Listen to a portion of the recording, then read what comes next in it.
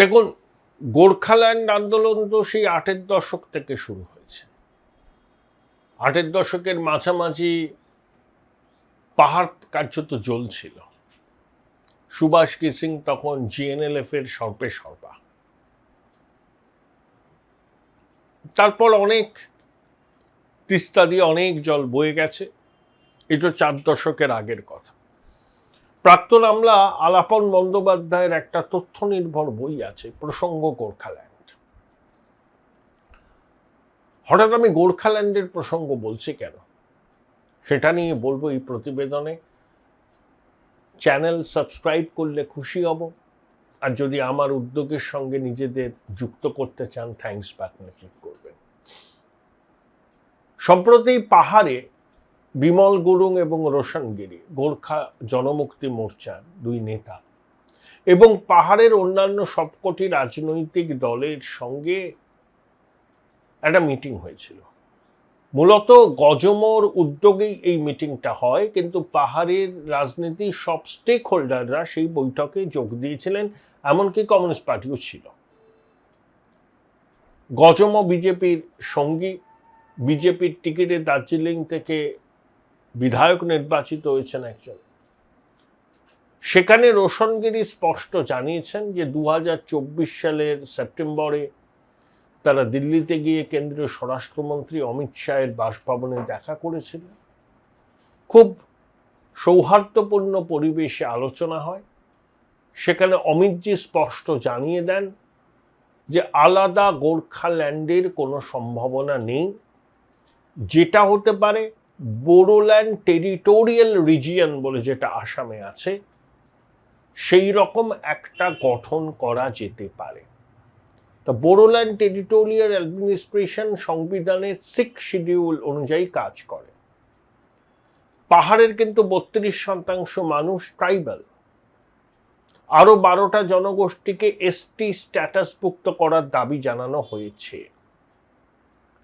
অর্থাৎ রোশনগিরি বলছেন 2024 সালে সেপ্টেম্বর মাসে দিল্লিতে কেন্দ্রীয় স্বরাষ্ট্রমন্ত্রীর সঙ্গে তাদের যে বৈঠক হয়, সেই বৈঠকে কেন্দ্রীয় স্বরাষ্ট্রমন্ত্রী স্পষ্ট জানিয়ে দিয়েছেন যে আলাদা রাজ্য যেটা তাদের দাবি গোর্খাল্যান্ড, সেটা মানা কোনো অবস্থাতেই সম্ভব নয়। কিন্তু বোডোল্যান্ড টেরিটোরিয়াল রিজিয়ন বলে আসামে যেটা আছে, সেই রকম একটা সংবিধানের 6ষ্ঠ তপশিল অনুযায়ী গঠন করা যায় কিনা সেটা দেখা হচ্ছে। 2025 সালে কোনো কথা হয়নি। 26 সালে এই মার্চ মাসে আবার বৈঠক হয় অমিতজির সঙ্গে। অমিতজির অবস্থান একই।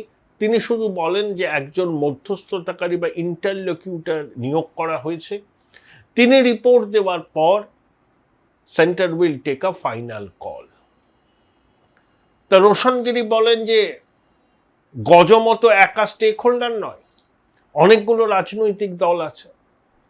তাদের সঙ্গে কথা বলে অবস্থানটা কি তাদের, সেটা তারা কেন্দ্রীয় সরকারকে জানাবেন। তারা বলছেন হয় কেন্দ্রশাসিত অঞ্চল, নয় পৃথক রাজ্য। ভারত সরকার বলেছে যে বোডোল্যান্ড টেরিটোরিয়াল রিজিয়নের মতো এইরকম একটা কিছু গঠন করা সম্ভব। পুরোটাই নির্ভর করছে মধ্যস্থতাকারী বা ইন্টারলকিউটর যে রিপোর্ট দেয় তার উপর। মধ্যস্থতাকারী নামটা আমি ভুলে গেছি। তিনি খুব উচ্চপদস্থ আমলা ছিলেন। তিনি দফায় দফায় সব স্টেক হোল্ডারদের সঙ্গে বৈঠক করছেন। দেখুন, বাংলা ভাগ তো হবে না, কোনো মতেই হবে না। হ্যাঁ, বোডোল্যান্ড টেরিটোরিয়াল অ্যাডমিনিস্ট্রেশনের মতো পাহাড়ে একটা হতে পারে অটোনমাস, যেটা ঠিক আসামে আছে, কিন্তু আসামের মধ্যেই, আসাম রাজ্যের মধ্যেই।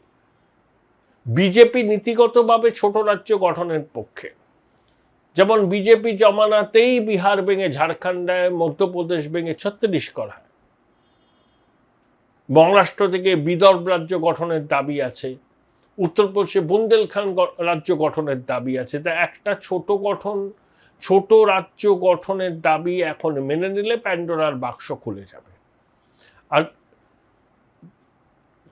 দার্জিলিং, কার্শিয়াং, কালিম্পংয়ের ভূ রাজনৈতিক অবস্থান এতটাই সংবেদনশীল, সামনে অনেকগুলো দেশের বর্ডার, চিকেন নেক,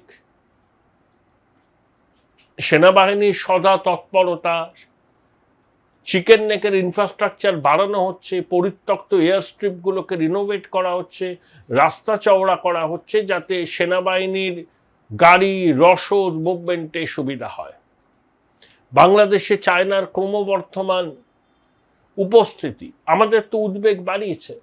তাই দার্জিলিং, ওই অঞ্চল, শুধু দার্জিলিং বলবো না, আমাদের কাছে কতটা গুরুত্বপূর্ণ সেটা আমরা বুঝি এবং ভারত সরকারও বোঝে। তাই পৃথক গোর্খাল্যান্ডের দাবি মানা যে সম্ভব নয় সেটা স্পষ্ট করে জানিয়ে দিয়েছেন কেন্দ্রীয় স্বরাষ্ট্রমন্ত্রী রোশন গিরি এবং বিমল গুরুংদের। সেটা রোশন গিরি বলেছেন ওই কনভেনশনে। এখন পুরোটাই ডিপেন্ড করছে ইন্টারলোকিউটরের রিপোর্টের উপরে। যারা এতদিন ধরে দাবি করছিলেন এই রাজ্যের বিভিন্ন রাজনৈতিক দল, বিজেপি বাদে, যে বিজেপি পশ্চিমবঙ্গকে ভাঙতে চাইছে, সম্পূর্ণ নস্যাৎ করে দিয়েছেন গোর্খাল্যান্ড আন্দোলনের সঙ্গে যুক্ত নেতারা। অপপ্রচার চালাচ্ছিলেন তো যে রাজ্য ভাঙবে বিজেপি, রক্ত দিয়ে রাজ্য ভাঙা রুখবেন, হীরক রানী মিথ্যা কথা বলেন, প্রতিষ্ঠিত মিথ্যাবাদী। কিন্তু একটা তো প্রচার করেছিলেন টানা, সেই প্রচারে জল ঢেলে দিল রোশন গিরির বক্তব্য। আশা করব ইন্টারলোকিউটরের রিপোর্ট দেওয়ার পর আবার সব স্টেক হোল্ডারদের সঙ্গে কেন্দ্র বৈঠকে বসবে এবং দীর্ঘদিনের যে একটা সমস্যা তার একটা সুষ্ঠু সমাধান হবে। কেন্দ্রের অবস্থান স্পষ্ট, কোনো পৃথক রাজ্য হবে না। সংবিধানের 6ষ্ঠ তপশিল অনুযায়ী বোডোল্যান্ড টেরিটোরিয়াল রিজিয়ন যেমন আসামে গঠন হয়েছে, পশ্চিমবঙ্গেও গোর্খাল্যান্ড টেরিটোরিয়াল রিজিয়ন গঠন করা হতে পারে, বা অন্য কোনো নাম দিয়ে, সেটা আমি বলতে পারবো না। এটাই কেন্দ্রের অবস্থান, এই ইঙ্গিতটাই দিয়েছেন। তারপরে ইন্টারলোকিউটরের ফাইনাল রিপোর্ট পাওয়ার পরে কেন্দ্রীয় সরকার সিদ্ধান্ত নেবেন, তাদের কি বলবো ফাইনাল ডিসিশনটা কি হলো সেটা কনভে করবেন সমস্ত স্টেক হোল্ডারদের কাছে, এবং স্টেক হোল্ডাররাও তাদের মতটা জানাবেন, কিন্তু আপোষে একটা মীমাংসা হয়ে যাবে, ইঙ্গিতটা সেরকমই। এবং গজমর পক্ষ থেকেও তাদের অবস্থান নরম করা হয়েছে। পাহাড়ের সবকটা রাজনৈতিক দল বাস্তবতাটা বুঝেছেন, তাদের অনেকে বিজেপির সঙ্গী। পাহাড়ে বিজেপির প্রভাব দীর্ঘদিন ধরে, আজ থেকে নয়, টানা জিতছেন দার্জিলিং থেকে বিজেপির লোকসভার সদস্য। তাই একটা সুষ্ঠু সমাধানের পথে পাহাড় সমস্যা, দীর্ঘদিনের পুরনো বকেয়া সমস্যা, সেটা এবার মিটতে চলেছে। এরকমই ইঙ্গিত কিন্তু পাওয়া যাচ্ছে রাজনৈতিক মহল থেকে। কনফিডেন্সটা বেশ লো দেখছি। রিসেন্টলি টেস্ট করিয়েছো? হ্যাঁ ডাক্তারবাবু, প্রিটেস্টের পরের দিনই করিয়েছি। ও, তুমি মাধ্যমিক দেবে? তাহলে মক টেস্ট করো। এই নাও মৌলিক লাইব্রেরি সম্রাট এক্সক্লুসিভ মক টেস্ট পেপার। এতে পাবে প্রতিটি বিষয়ে অধ্যায়ভিত্তিক গুরুত্বপূর্ণ নমুনা প্রশ্নপত্র, ইংরেজি, গণিত, আনসিল লেখার বিস্তারিত টিপস, আর প্রতিটি সাবজেক্টের এক্সপার্ট ওপিনিয়ন, যা তোমার কনফিডেন্সকে ফিরিয়ে আনবে মাধ্যমিকের আগে। সম্রাট এক্সক্লুসিভ মাধ্যমিক মক টেস্ট পেপার, এক্সামের কনফিডেন্স বুস্টার। উচ্চ মাধ্যমিকের পর উজ্জ্বল ভবিষ্যৎ গড়তে NCHMCT পর্যটন দপ্তর, ভারত সরকারের hospitality and hotel management, Paschimbanga সরকারের মাকাউটের BBA BCA, fashion design, aviation tourism, culinary arts পড়ো SBI HM কলেজে। স্টুডেন্ট ক্রেডিট কার্ড ও ব্যাংক লোন পাবে SBI HM এ পড়লে। কোর্সের শেষে SBI HM দেশ ও বিদেশে চাকরির ব্যবস্থা করে থাকে। SBI HM হলো পশ্চিমবঙ্গের সেরা ম্যানেজমেন্ট কলেজ। SBIHM.com। বোলপুর শহরের কোলাহল থেকে মাত্র 20 মিনিট দূরেই রয়েছে সুন্দর রিসর্ট, যেখানে পেয়ে যাবে স্পেশিয়াস আর এস্থেটিক্যালি ডিজাইন রুম। তোমরা যারা গ্রুপে যাও তাদের জন্য আছে কমফোর্টেবল গ্রুপ স্টে অপশন, আর কাপলদের জন্য রয়েছে লাক্সারিয়াস সুইট রুম, তার উপর আবার ফ্ল্যাট 10% অফ। এখানে প্রকৃতির মাঝে তোমরা পেয়ে যাবে একটা সুন্দর সুইমিং পুল, ছোটদের জন্য প্লে এরিয়া আর একটা এস্থেটিক সেলফি কর্নার। প্রপার্টিটা পুরোটাই পেট ফ্রেন্ডলি আর এখানে আছে অনেক কিউট ছোট ছোট র্যাবিটস। সকালের ব্রেকফাস্ট থেকে ডিনার পর্যন্ত পেয়ে যাবে একদম হোমলি কমফর্ট ফুড, যা এক কথায় অসাধারণ।